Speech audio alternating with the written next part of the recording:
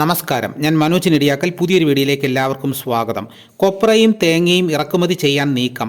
കൊപ്രയും തേങ്ങയും ഇറക്കുമതി ചെയ്യുകയാണെങ്കിൽ തേങ്ങയ്ക്കും വെളിച്ചെണ്ണയ്ക്കും കേരളത്തിൽ വില കുറയും. കൊപ്രയാട്ട് വ്യവസായ മേഖലയിലെ പ്രതിസന്ധി പരിഹരിക്കാൻ വിദേശ കൊപ്രയും തേങ്ങയും ഇറക്കുമതിക്ക് അനുമതി തേടി വ്യവസായ സമൂഹം.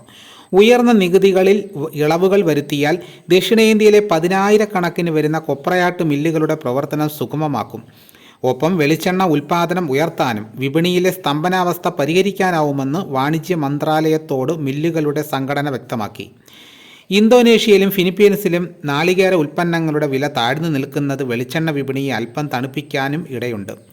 1,00,000 ടൺ കൊപ്ര ഇറക്കുമതിക്ക് കേന്ദ്രം അനുമതി നൽകിയാൽ ഭക്ഷ്യ എണ്ണ വിപണിയിലെ ഊഹക്കച്ചവടക്കാരെ തുരത്താനും ഉപഭോക്താക്കൾക്ക് ന്യായവിലയ്ക്ക് വെളിച്ചെണ്ണ ശേഖരിക്കാനും അവസരം ലഭിക്കും. ജനുവരിയെ അപേക്ഷിച്ച് വെളിച്ചെണ്ണ വില ക്വിൻ്റലിന് 16,000 രൂപ ഉയർന്നു. കൊപ്ര ക്ഷാമത്തിനിടെ വെളിച്ചെണ്ണ ലിറ്ററിന് 470 രൂപയിലെത്തി. കഴിഞ്ഞ വർഷം എണ്ണവില 200 രൂപ മാത്രമായിരുന്നു.